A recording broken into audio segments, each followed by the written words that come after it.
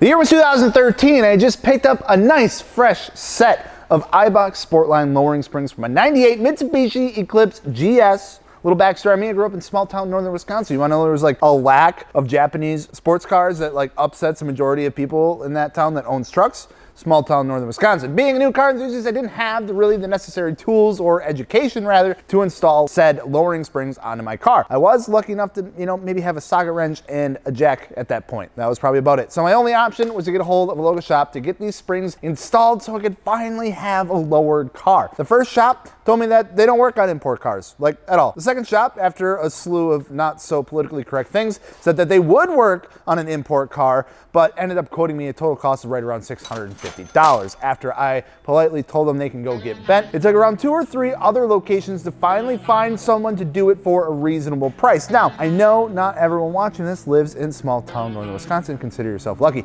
but the fact of the matter is I ended up paying someone to do a rather, now that I know, easy installation that I could have done myself, or at least had a friend help me along the way. And it got me thinking, who else has run into this issue, where maybe, the cost of the part alone wasn't the issue to actually buy it for your car, but the cost of installation on top of the cost of the part actually was. So today we compiled the list of some of those modifications that you can do by yourself or maybe with the help of a friend or two to help save you a couple bucks on today's episode of Strapped for Cash. Why is there a question mark there? Strapped for cash?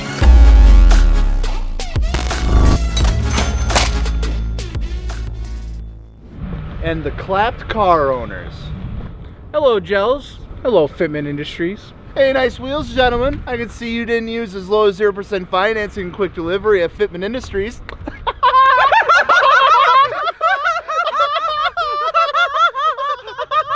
Hey, where'd you get those wheels? The toilet store.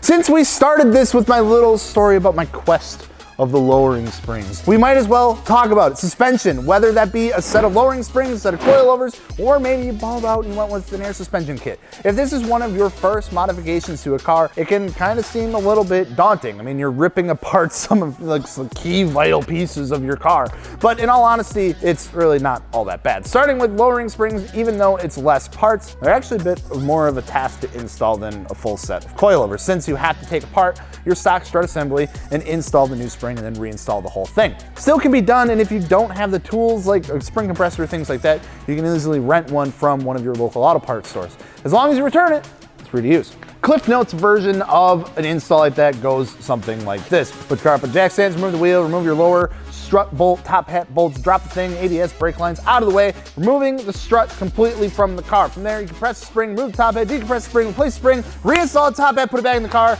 and you're all set and good to go, right? Well, maybe a little more steps than that, maybe a little bit more frustration, but there's plenty of videos you can watch and help you through it step by step, which I would suggest doing. If you are replacing your stock suspension with a complete coilover kit, you can kind of skip that. You don't have to worry about the part where it literally feels like you're diffusing a bomb in your garage, and you just swap out the entire old strut assembly with your new coilovers. Air suspension takes it a little step further, but still can be done by yourself in a matter of about a weekend or so. I think Dakota said it best: if you can install coilovers and you can install aftermarket radio, you can more than likely install air suspension on your car. Companies like Airlift make this an incredibly easy task, and they make that possible by giving you things like color instructions specific to your vehicle, which makes the entire process that much easier. I've done 2 air suspension installs on vehicles on jack stands alone, and even though you get a little sweaty, you get a little dirty, it can still be fun. It can still be done. It's not fun. I mean, it is fun, but not ideal. And of course, it makes for some great stories to tell with your buddies. Doing this by yourself or with some friends can save you at least a couple $100s, and maybe even more if you're talking about air suspension that can get a little more pricey.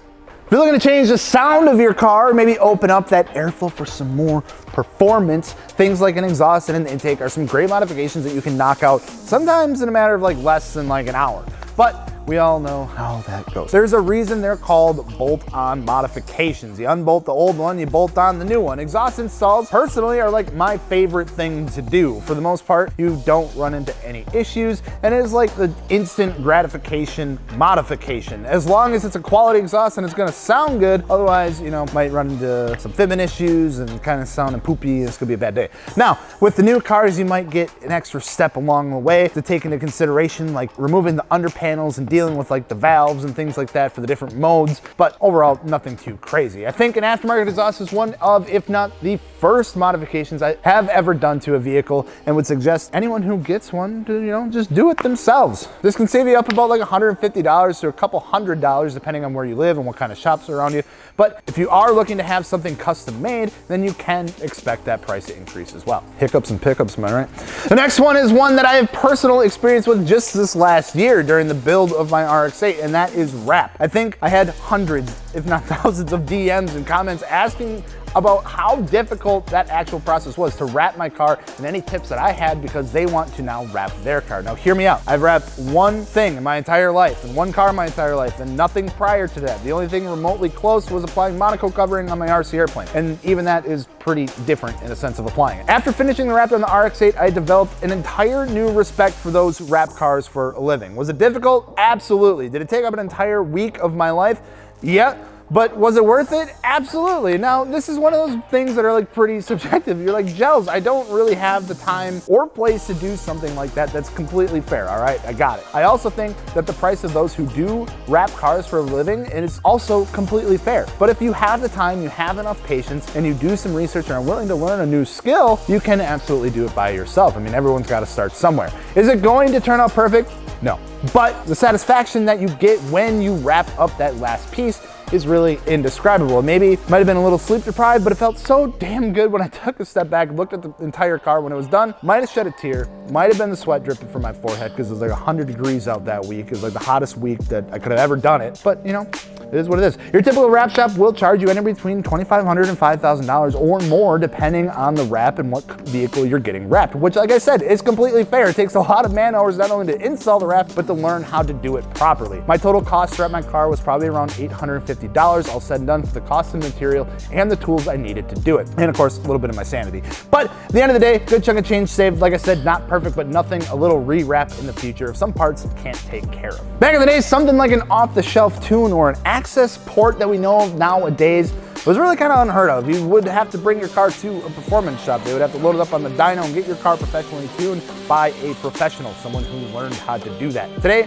we kind of have it a little bit easy. You can go buy a tune built specifically for your car, and in some cases for specific mods, like a header or intake or what kind of fuel you want to run, and they're like $500. These tunes are insanely easy to do yourself. That's like the whole point of them, to be able to do it yourself. Back in the day, the thought of messing with your maps and like timing on your own, like with no prior knowledge or experience, sounded bat crazy, but today, even idiots like me can do it in a matter of a few minutes. Off-the-shelf tunes have become extremely popular, not only for boosted, but even NA platforms. I had one on my FRS. It actually unlocked, quite a bit of torque because it had a nasty torque dip, and it helped out. Utilizing your OBD2 port, you can unlock a few horsepower in like a matter of a few selections on the screen and a few turns of your key. Now, if you're looking to get an absolute most out of your car, or maybe you have a specific build you are doing, absolutely 100% take it to a shop with a dyno and get your car tuned. They can tweak it just right to get the most out of your car and your build, because every car, no matter what it is the same make, same model, can be entirely different. Off-the-shelf tunes have a factor of safety built into them, which is how they're able to be sold to people like you and me, and knowing that it's not gonna blow up your car unless you do some really dumb shit. All right. The truth is here, there are a lot of modifications out there that you can do yourself to save a couple extra bucks. And honestly, in the long run, it makes you feel a little bit prouder knowing that you did it yourself. But sometimes things just need to be left to the professionals, and that is absolutely okay. For instance, I just didn't have the confidence to start cutting into my RX-8 myself, which is why I had a shop do it. And there's nothing wrong with that. Don't feel bad about having someone else do something for you if you don't have the confidence to do it yourself, because at the end of the day, it's about how the car turns out. And you don't want it to turn out poopy because it's your car and you want it to look good. And that's what shops are there for. So let us know down in the comments what mods you think, should be left for professionals or ones that you can do yourself. And of course, if you're looking for some wheels, tires, or suspension, go check out fitmentindustries.com. Thank you guys so much for watching. I'm Gels from Fitment Industries. We'll see you later.